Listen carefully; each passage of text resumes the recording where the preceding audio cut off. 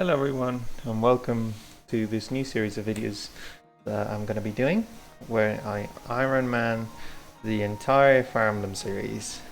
So this was kind of a fun, silly idea that I got, and I thought it'd be fun to put it onto video to just kind of have a record of it. Yeah. So how does this work? You might be asking. Well, I'm gonna be Iron Manning every single Fire Emblem game from Fire Emblem 1 to Engage with certain rules. So which rules are these, you might be asking? Well, I'll say them now, and feel free to try it for yourself and even record it if you want to. So the rules are normal Iron Man rules, where if a unit dies, then they're dead. There's no resetting or using the turn wheel in the games where it's available. So those games being Echoes, Engage, Three Houses, and funnily enough Fire Emblem 1, because I'm playing the localized version that has a turn wheel, but I'm not going to be using it. Max difficulty in all games, except for Awakening, because I don't want to do Lunatic Plus. I just don't think it's fun.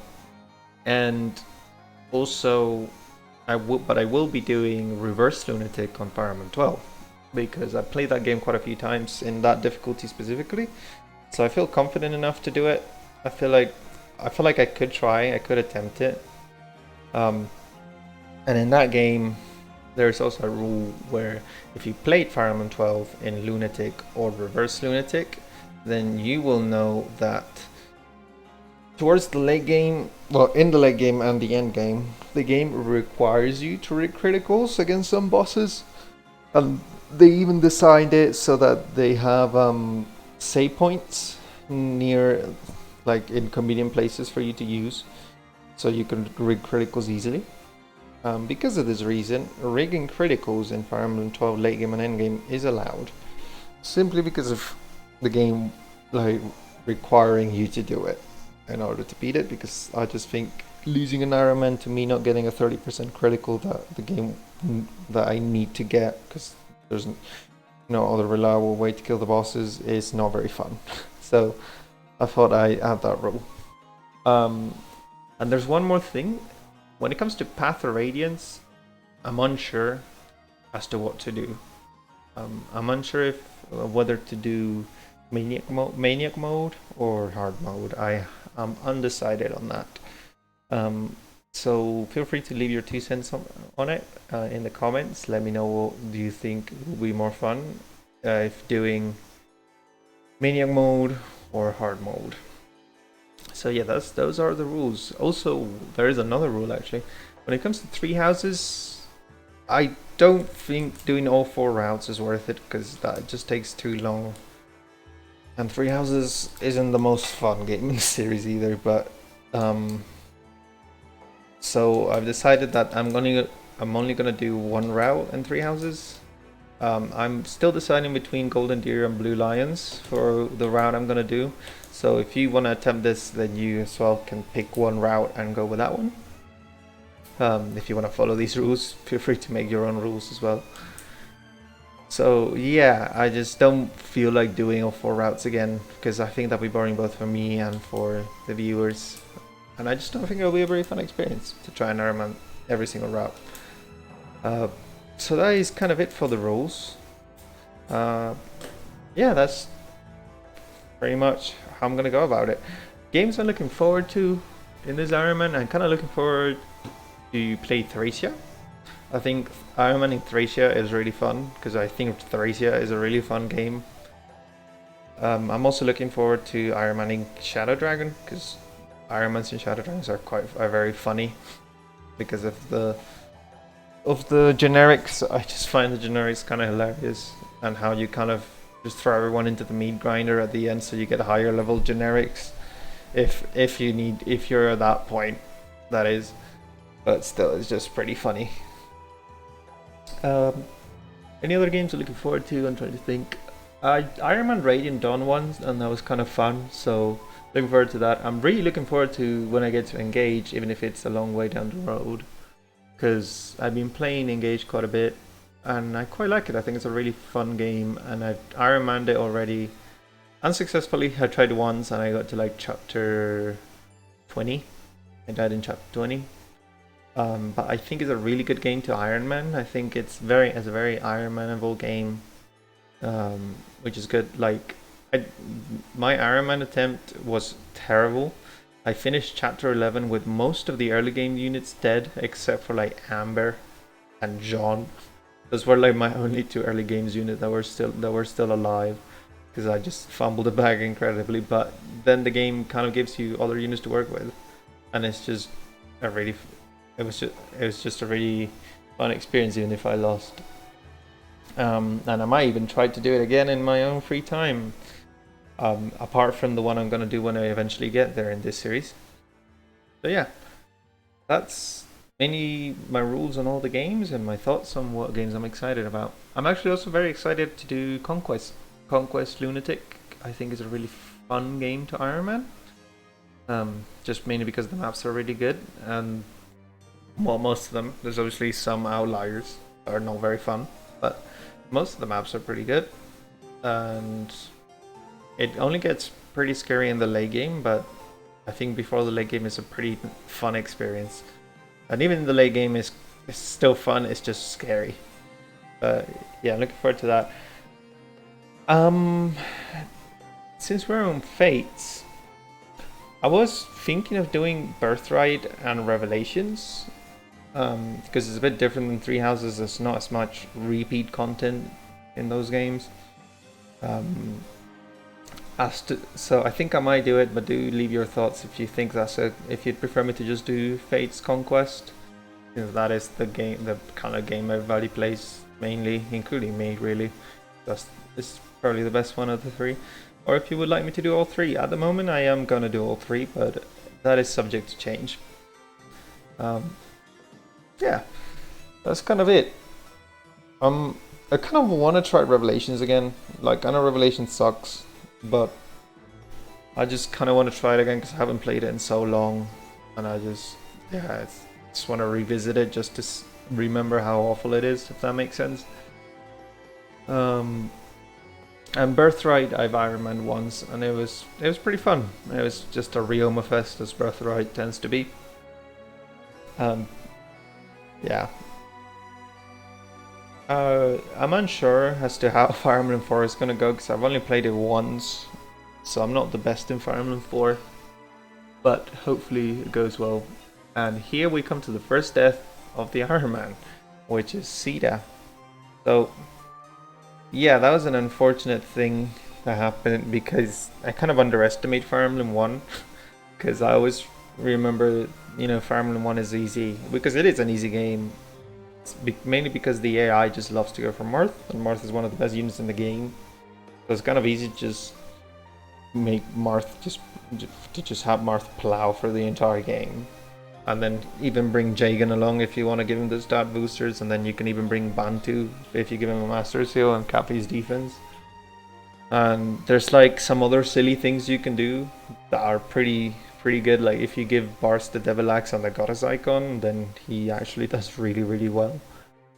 And because of that, this game tends to be quite easy, but at the same time, this was kind of a wake-up call, because this is pre-recorded, by the way. I will generally do pre-recorded videos, and I will not always do commentary, mainly because I don't think it's necessary. A lot of the times I think it's a good idea to do it now, since this is the introduction to the whole video series. But yeah, I kind of underestimated Fire Emblem 1, and I did think where you give Sita Jagan's Silver Lance, and I forgot that she's actually not the most bulky. And I got her killed, which also kind of means I can't recruit quite a few characters, which is a shame. But hey, I'll just take that as a wake-up call to pay a little attention in this game, otherwise I will lose. And I do want to try to see how many games I can beat under this rule set. But yeah, Chapter 1 of Fire Emblem 1, pretty decent introductory map. You get like a good amount of room to kind of experiment if you're a new player. You get like a good amount of units to kind of try with the archers and an armor knight and Jagan and Marth. You get introduced to villages, you get introduced to shops. Wait, is there no, there's no shops in this chapter, so that's chapter 2. You get introduced to like recruiting characters for villages when you recruit Riss. You get introduced to like terrain with forts and mountains and water. And you get introduced to 1-2 range weapons with javelins. I think it's a very decent introduction chapter for the first Fire Emblem game. Marth got a good level up because he got weapon level, which is always good. And in Fire Emblem 1, as I said, it tends to be pretty easy because of Marth. Marth is just one of the best units in the game. And the fact that the AI is programmed to always attack Marth no matter what means you can actually get yourself out of sticky situations a lot of the times with it. And you can also kind of trivialize some bosses because you just put Marth in front of them and then gang up on them with everybody else. But the bosses will always attack Marth, and you just kind of heal Marth. And that's a pretty easy way to deal with a lot of bosses. And then Marth gets to a point where he can one-round bosses in this game, so even better. And I quite like Fire Emblem 1. It's a pretty chill game, pretty inoffensive. I know some people don't like it because it's old, but I don't think it's aged that badly for an NES game. I definitely NES games that aged worse than Fire Emblem 1. Like Fire Emblem 1 still feels pretty decently playable nowadays, and especially if you fast forward it or turn animations off. Like even without fast forwarding, the game without animations isn't that slow. Yeah, this is almost the end of chapter 1, and I'm pretty sure what I do here is that I just put Marth in front of the boss, and I kind of just let the boss hit him and hit him with everybody else. But yeah, also the commentary will stop after chapter 1, because this is chapter 1 and chapter 2 in this one video, in this one play session. But yeah, I mainly just hope you guys enjoy this idea, and that maybe you feel encouraged to try it for yourself. And if you do want to see the rest of these videos, feel free to subscribe and hit the bell so they appear in your sub box, because I will be uploading them. I don't have a set release schedule for them. I kind of will do them as I get to them, mainly because I myself am in a quite tight schedule with work and my education and university and kind of everyday life things. So I will do them when I get a chance, when I get the time. But I will try to be fairly steady with them. I won't just disappear. I will try not to just disappear for ages. And if I'm taking a small break, maybe between games or something, I will let you guys know. But yeah, also another note on this chapter, Drow is actually a lot better than I remembered in this game, because he doubles, which is really strange to see an Armor Knight double at base in a Fire Emblem game. And he even doubles enemies in chapter 2. I don't know if that continues for long though, but yeah, that was just bizarre to see. So now I'm pretty sure I killed the boss with Marth. Yeah, just give him more experience. I think he gets a level here. No, he doesn't, but Walmerary, I just seize with Marth this turn and call it a day.